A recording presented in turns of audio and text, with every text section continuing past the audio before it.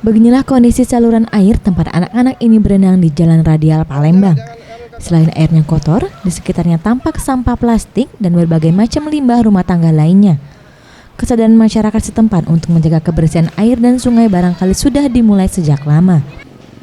Menurut salah satu anak yang berenang, Bob mengatakan kegiatan ini sengaja dilakukan untuk mengisi waktu libur sekolah.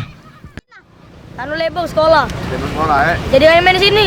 Oh, rame di sini? Iya kami, jadilah kami. Setiap banyu pasangnya mandi di sini ya? Yo.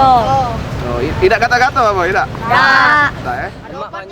Hal senada juga disampaikan oleh Ijal. Ia sudah terbiasa berenang di sungai saat kondisi air pasang dan tidak merasa gatal-gatal selesai mandi di sungai.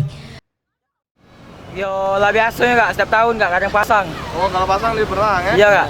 Oh, setiap hari ya? Yo kadang setiap hari kan dia masang kak, masang banyu. Pasang ya? Tidak kata-kata loh Bang? Tidak kak. Tidak elma ya? Iya.